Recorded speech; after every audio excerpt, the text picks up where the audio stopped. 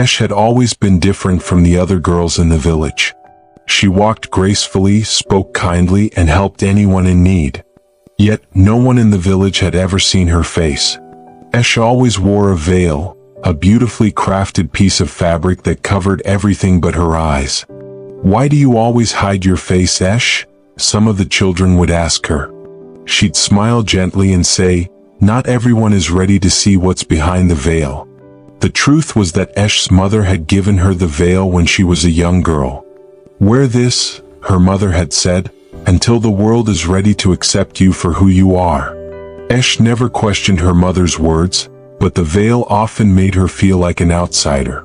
Despite this, Esh's life wasn't lonely. She had Zubri, her closest friend. Zubri was one of the few people who didn't question Esh's veil. He admired her for her kindness and intelligence, not for how she looked. Together they'd walk through the village, laughing and sharing dreams. But not everyone was as kind as Zubri. Amara, one of the village girls, couldn't understand why Zubri spent so much time with Esh. Amara had always been jealous of Esh's intelligence and the attention she received. Seeing Zubri with her made Amara's jealousy burn hotter. One afternoon, as Esh and Zubri laughed near the river, Amara watched from a distance. She clenched her fists. "What does he see in her?" she muttered. "I'll make sure she regrets ever stepping into this village." Amara didn't know how yet, but she was determined to ruin Esh's happiness. Zubri was one of the most respected young men in the village. Strong, kind, and brave, he often stood up for those who couldn't defend themselves. But it wasn't his strength that made him special, it was his heart. And in his heart, there was a special place for Esh. "I don't care what people say," he told her one day as they sat under the old baobab tree. "Your veil doesn't change who you are. You're Esh, the kindest and wisest person I know." Esh looked at him, her eyes shining with gratitude. "Thank you, Zubri. Sometimes it's hard to ignore what people think." "You don't have to ignore it," he said firmly. "You just have to remember that their words don't define you." Their bond grew stronger every day. Zubri admired Esh for her wisdom and the way she cared for everyone around her. He often thought of telling her how he truly felt, but he held back. He wanted the moment to be perfect. But as their friendship blossomed, so did Amara's jealousy. She noticed how Zubri's eyes lit up when he talked to Esh. She couldn't bear it. "If he won't choose me," she thought, "then I'll make sure he has no reason to choose her." Amara began to plot.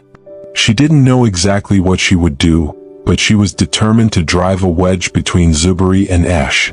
Little did she know, her actions would set off a chain of events that would change the village forever. Amara's jealousy grew stronger with each passing day. She couldn't understand why Zubri, the village's most admired young man, would spend so much time with Esh. To her, the answer had to be Esh's mysterious veil.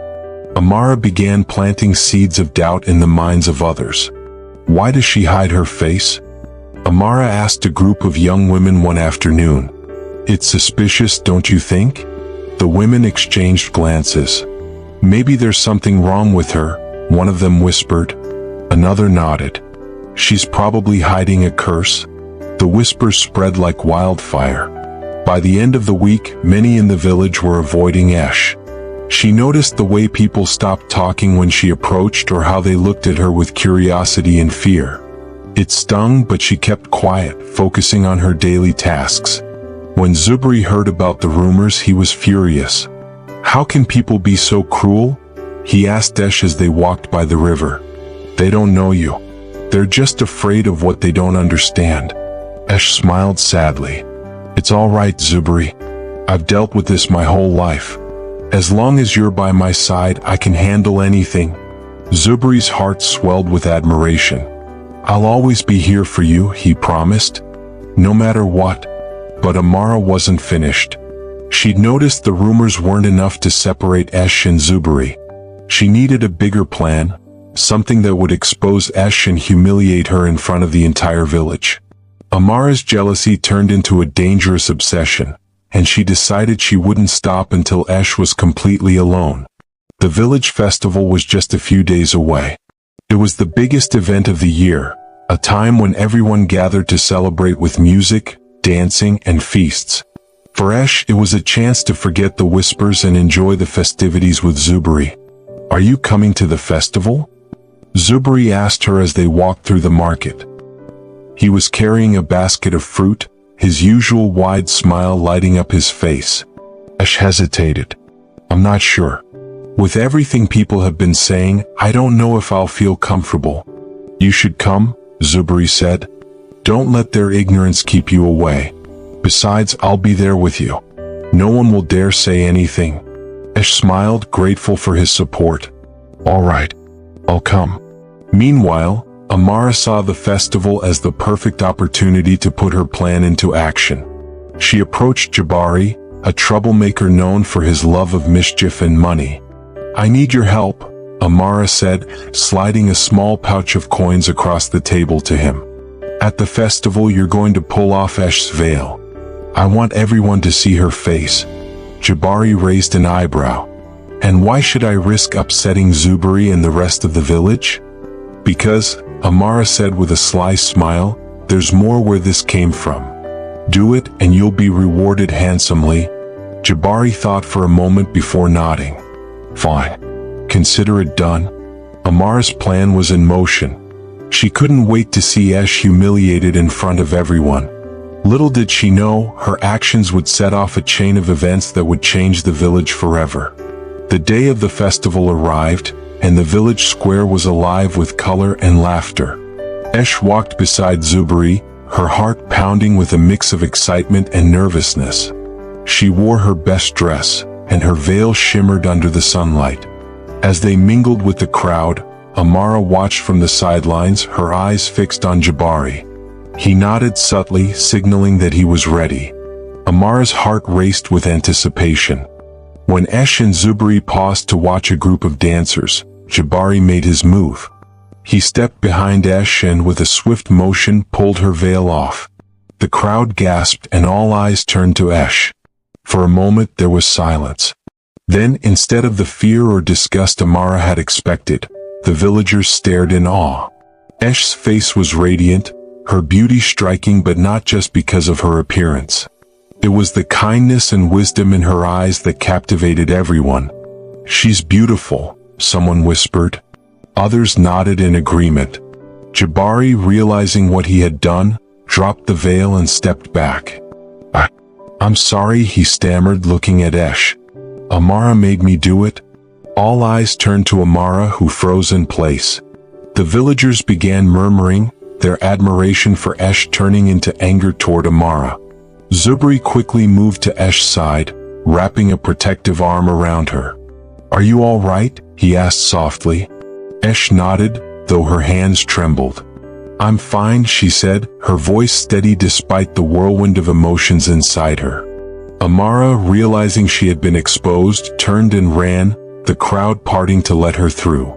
Esh watched her go, feeling a mixture of relief and sadness. The truth was out, and for the first time she felt free. After the festival incident, the village was buzzing with chatter. Esh's unveiled face had left an unforgettable impression.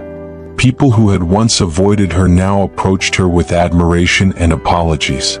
"Esh, I'm so sorry for believing the rumors," one woman said, her voice full of regret. "You're an inspiration," another added. "Not just for your beauty, but for your strength and kindness." Esh's heart swelled with gratitude, but she remained humble. "Thank you," she said softly. "But I'm still the same person I've always been." Meanwhile, Zuberi couldn't hide his pride. "I told you they'd see the truth," he said to Esh as they walked through the market.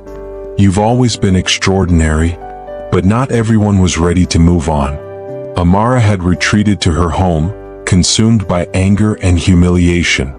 Her plan had backfired, and instead of ruining Esh, she had only elevated her.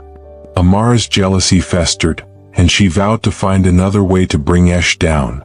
Amara paced her room, her mind racing with schemes. "I can't let her win," she muttered to herself. "There has to be a way to turn the village against her again." She decided to spread new rumors. This time she claimed that Esh's beauty was unnatural.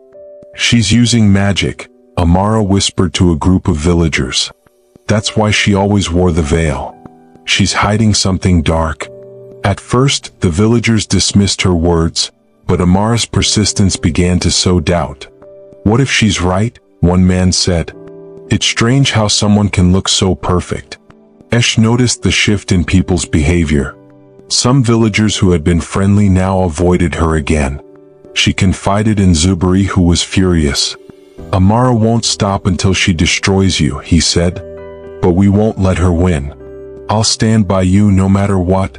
As the rumors spread, Esh sought advice from the village elder, Mama Nuru. The elder was known for her wisdom and her ability to see through lies. Mama Nuru, what should I do? Esh asked, her voice trembling. No matter what I do, people always find a reason to doubt me. Mama Nuru smiled gently. Child, the truth always comes to light. But sometimes you must shine it yourself. Esh frowned. What do you mean? Show them who you are, Mama Nuru said. Not just with your face but with your actions.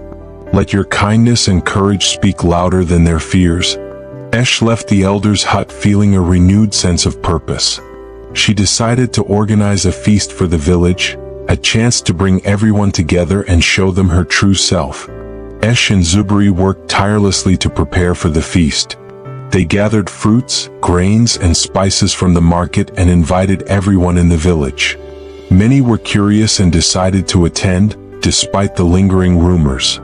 On the day of the feast, the village square was transformed into a lively celebration. Esh greeted each guest with a warm smile, her genuine kindness breaking through their doubts.